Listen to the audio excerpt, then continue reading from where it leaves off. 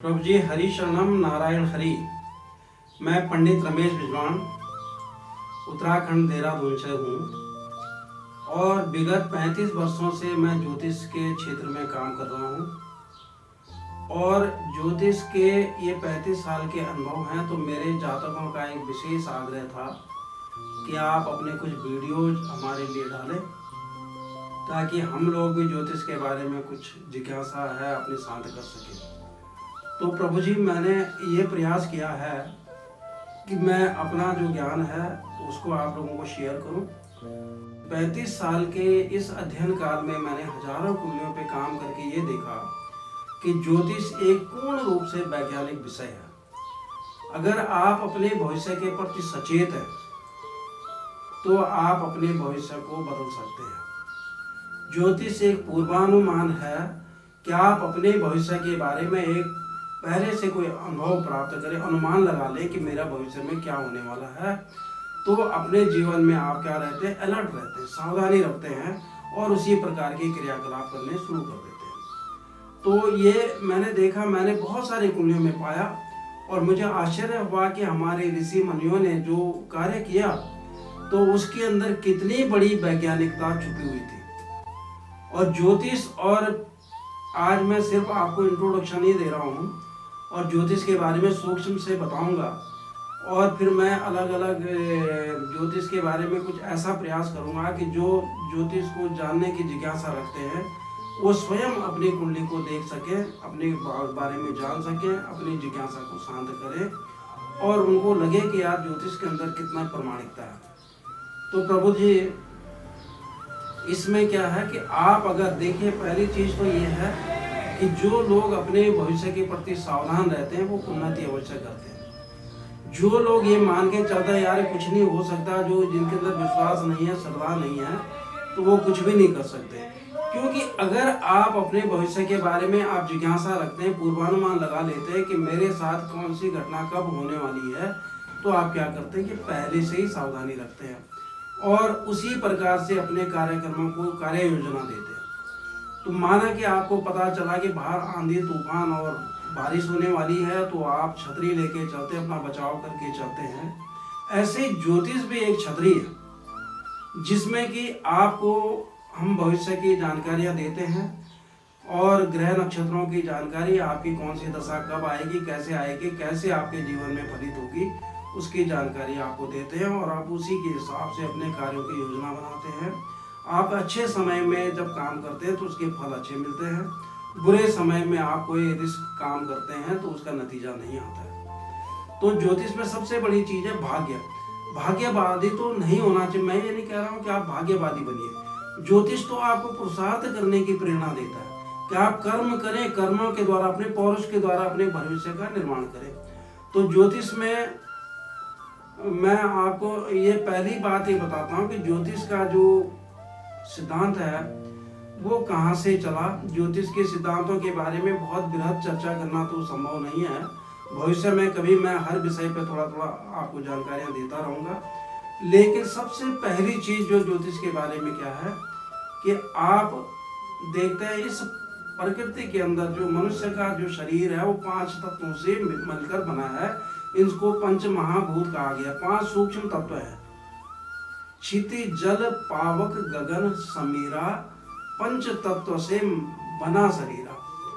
यानी क्षिति आकाश, जल, अग्नि, वायु और पृथ्वी, ये 5 सूक्ष्म तत्व है जिनसे कि शरीर की रचना हुई है। और मृत्यु के बाद फिर ये 5 तत्व प्रकृति के अंदर मिल जाते हैं। इनके समुचित अनुपात से शरीर की संरचना हुई है। और जो ब्रह्मांड का सिद्धांत है कि जैसा ब्रह्मांड है वैसा पिंड है, शरीर के अंदर जो चीज जिस अनुपात में है प्रकृति के अंदर वो चीज भी उसी अनुपात में मौजूद है। यानी ब्रह्मांड के अंदर जो तत्व मौजूद होते हैं वो शरीर के अंदर भी होते हैं।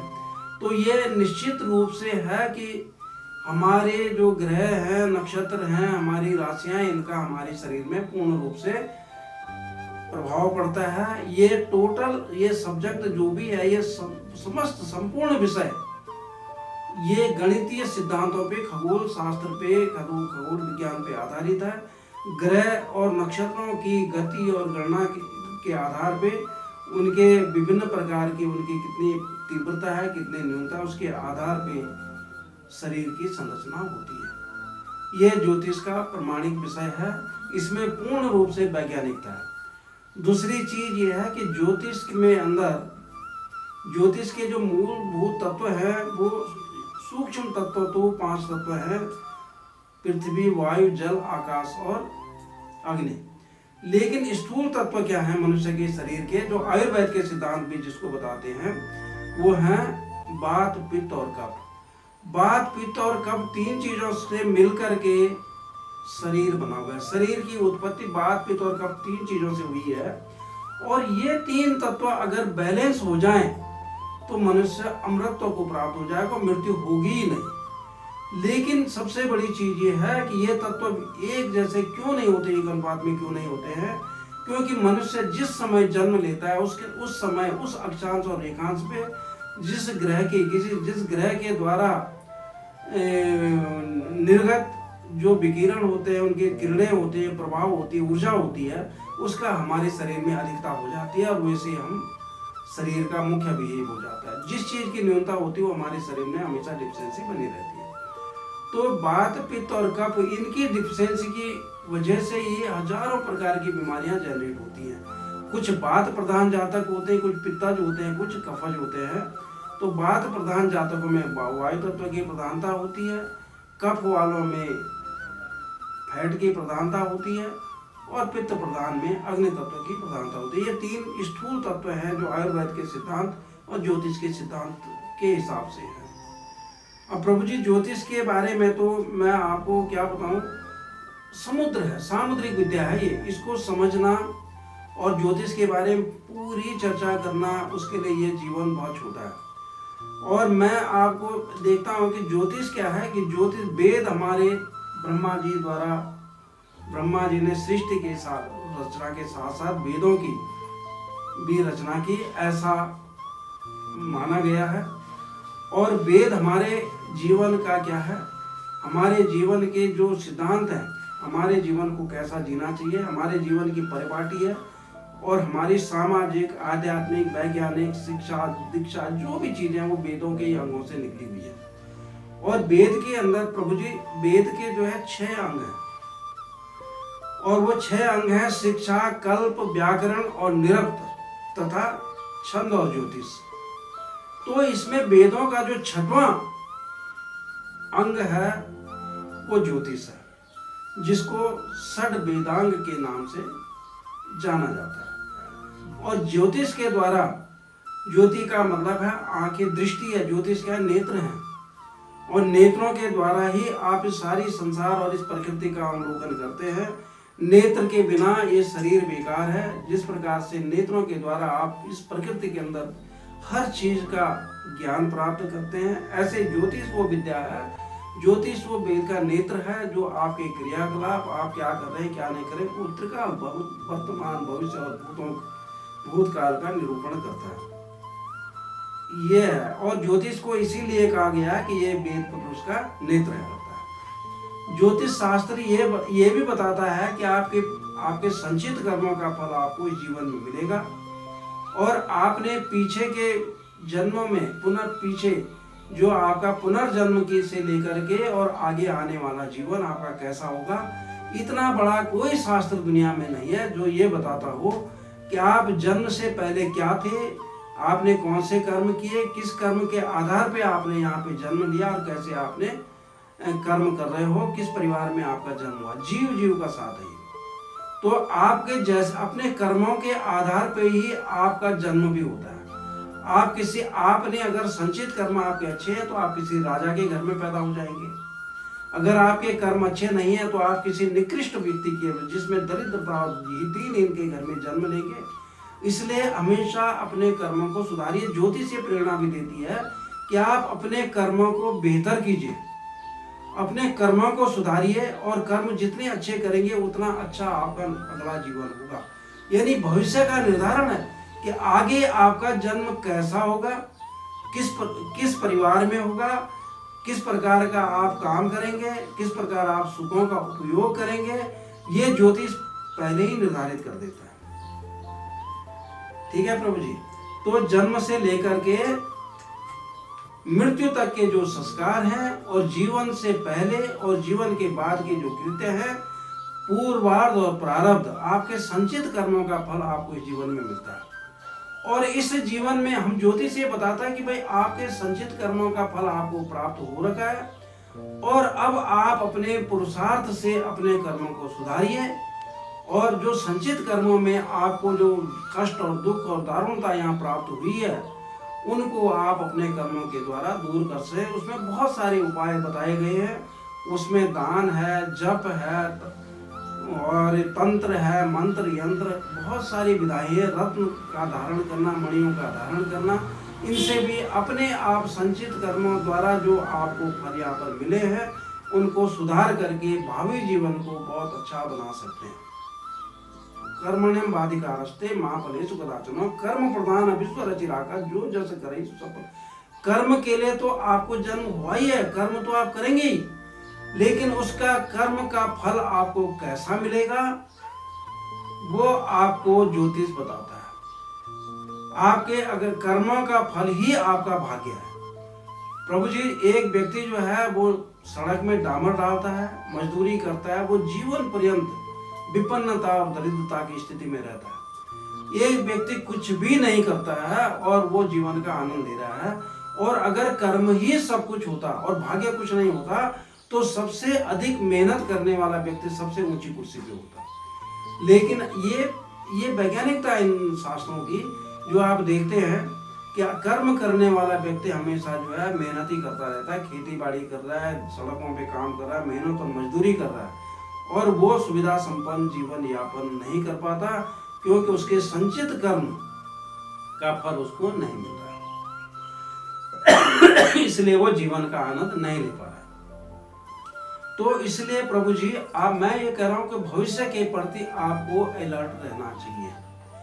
जो लोग अपने भविष्य के प्रति सावधान रहते हैं वो अवश्य जीवन में उन्नति करते हैं। ये मैं 35 साल और 40 साल का जो मेरा अनुभव मैंने देखा है। जो लोग जो है इन चीजों को बिल्कुल नहीं मानते, वो संघर्ष करते हैं, जिनका अविश्वास होता है वो अपने लिए कुछ भी नहीं कर पाते। जिस प्रकार से जो व्यक्ति अपने स्वास्थ्य के प्रति अलर्ट रहता है कि मैं निरोगी रहूं, सब कुछ ठीक ठाक करूं और भविष्य मेरा अच्छा हो, मेरे को कोई बीमारी ना हो, रोग ना हो, तो सुबह के उठ करके योग और प्राणायाम करता है। और जो ये सोचता है यार जीवन में रखा क्या, लेटे रहो दिन भर, उसके अंदर हजारों विकार पैदा हो जाते हैं।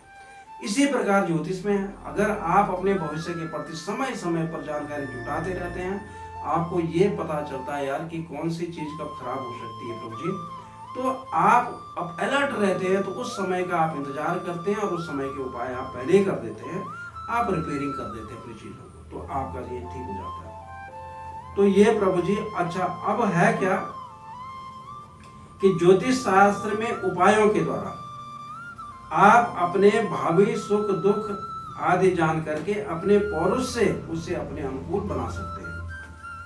हन्यते दुर्बलम दैवम पौरुषेण विपश्चिता, हन्यते दुर्बलम दैवम पौरुषेण विपश्चिता, यानी पौरुष के द्वारा, अपने पौरुष के और पुरुषार्थ के द्वारा अपने जीवन में सुखों की अनुभूति आप करते हैं। ज्ञान, वैराग्य और मोक्ष की प्राप्ति भी आप करते हैं।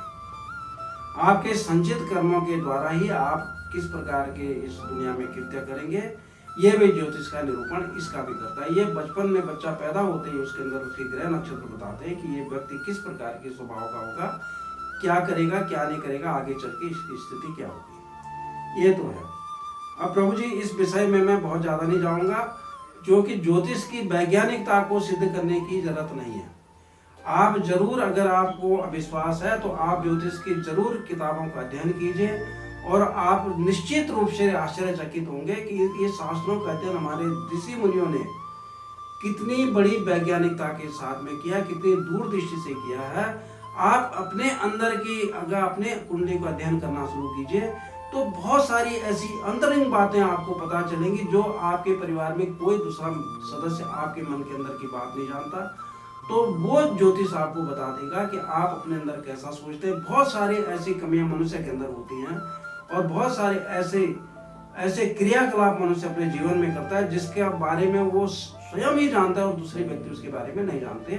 तो जब आप अपने बारे में कहीं भी अध्ययन करेंगे तो आपको लगने लगेगा कि ये आश्चर्यचकित हो जाएंगे आप कि मेरे बारे में यहाँ पर सब कुछ लिखा हुआ है, ये कहाँ से इनको पता चला जो मेरे अंदर है। मेरी पत्नी और मेरे बच्चे तक मेरे बारे में नहीं जानते। तो इसमें सबसे बड़ी वैज्ञानिकता आपकी सूर्य और चंद्रमा है। सूर्य भगवान भास्कर है और सूर्य जीवन है, सूर्य ऊर्जा का सबसे बड़ा सोर्स है। तो प्रभु जी सूर्य जब निकलता है तो पूरी प्रकृति के अंदर चैतन्यता आ जाती है, पेड़ पौधों में चैतन्यता आ जाती है, मनुष्य भी चैतन्य हो जाता है, फूल खिल जाते हैं, पत्तियां मुस्कुराने लगती है, बंद है इनकी निर्जन चीजें भी जो है प्रकृति के अंदर हैं वो भी आनंद, वो भी उसके अंदर भी चमक आ जाती है, उसके अंदर भी दिव्यता आ जाती है। और सूर्य जीवन है, सूर्य का प्रकाश एक दिन के लिए भी रुका जाए ये विज्ञान कहता है तो प्रकृति के अंदर जीवन नष्ट हो जाएगा। सूर्य के प्रकाश ही प्रकृति को, ये सूर्य हमारे शरीर के अंदर हमारे हृदय का संचालन सूर्य करता है और हृदय की गति रुकने से जिस प्रकार से जीवन नहीं रहता ऐसे ही सूर्य की गति रुकने से, सूर्य की प्रकाश रुकने से हमारा जीवन नहीं रहता। उसी प्रकार से दूसरी वैज्ञानिकता है चंद्रमा। चंद्रमा क्या होता है? चंद्रमा जल राशि मान का ग्रह है, तो चंद्रमा के अंदर जल को आकर्षित करने की क्षमता है और चंद्रमा मन का कारक भी है। तो आपका जो हमारी पृथ्वी के अंदर 2/3 भाग जल है, तो चंद्रमा की वैज्ञानिकता यह है कि चंद्रमा जल को आकर्षित कर लेता है और जल को ऊपर खींच लेता है। और जबकि सूर्य कृष्ण पक्ष और शुक्ल पक्ष में ज्वार भाटे समुद्र में आते हैं, ये इसकी वैज्ञानिकता है। बुध है, अब ये दो चीजें ऐसी हैं जिनको हम अपनी आंखों से देखते हैं और अनुभव कर रहे हैं। कुछ चीजें ऐसी, हमारे शरीर के अंदर 1.5 अरब कोशिकाएं हैं और सारी कोशिकाएं वैज्ञानिक और हमारे सूक्ष्म यंत्र भी नहीं पकड़ पाते। कुछ कोशिकाओं में सिर्फ विचारों का प्रभाव होता है, ऊर्जा का प्रभाव होता है, वो नशे दिखती नहीं है, लेकिन वो ब्लॉक हो जाते तो मनुष्य के शरीर में विकृति आ जाती है। ऐसे 1.5 अरब कोशिकाएं हमारे शरीर के अंदर हैं, उनके द्वारा शरीर के अंदर विभिन्न प्रकार के विचार, ऊर्जा, सब कुछ प्लस माइनस जो भी चीजें, सोचने की शक्ति है, वो सब हमारी जो 5 ज्ञान इंद्रियां, कर्म इंद्रियां, वो सब सक्रिय होती है। और बुद्ध को हम देख नहीं सकते क्योंकि हमारा जो सेंस, जो ज्ञान इंद्रियां हैं, उनकी पावर उतनी नहीं है कि हम उसको देख सकें, लेकिन अनुभूति कर सकते हैं। बुद्ध हमारे तंत्र का कारक ग्रह है, नर्वस सिस्टम का कारक ग्रह है और बुद्ध हमारी वाणी का भी कारक ग्रह है और उसका प्रभाव हमारे नर्वस सिस्टम में होता है। उससे निकलने वाली जो नलिकाएं हैं, हमारी बॉडी के अंदर जो चिप्स है, मेमोरी है, उस पर बुद्ध का प्रभाव पड़ता है। ऐसे बृहस्पति हमारी मेधा शक्ति है, बृहस्पति गुरु तत्व है। बृहस्पति हमारे शरीर के अंदर फैट का यानी कफ का निर्धारण करता है, जो हमारे फैट है। बुद्ध धैर्य का भी प्रतीक है, बुद्ध ज्ञान का भी प्रतीक है। बृहस्पति के द्वारा हमारी धैर्यशीलता का पता चलता है। हमारे शरीर के अंदर जो कफ विकार होते हैं, बृहस्पति की डिफिशिएंसी होते हैं, वो भी हम देख नहीं पा सकते, लेकिन हमारे शरीर में उसका असर होता है। ये भी वैज्ञानिक और आयुर्वेद और मेडिकल सिद्धांत को फॉलो करता है। उसके बाद शुक्र है। शुक्र हमारे शरीर में वीर्य का प्रतीक है। शुक्र हमारी कल्पना शक्ति है। शुक्र हमारे शरीर के अंदर काम शक्ति का भी प्रतीक है। शुक्र सुंदरता का भी प्रतीक है और इन सब चीजों को जागृत और करने वाला ग्रह शुक्र की ऊपर आधिपत्य में है। और शुक्र के क्षीण होने से जातक के अंदर बोझ की कमी हो जाती है, काम शक्ति की कमी हो जाती है, उसकी पारिवारिक जीवन में कलह हो जाता है। उसके प्रकाश शरीर के अंदर जो वायु तत्व है वो है शनि। शनि हमारे शरीर के अंदर जितने वायु से संबंधित विकार हैं उसकी डिफिशिएंसी से होते हैं।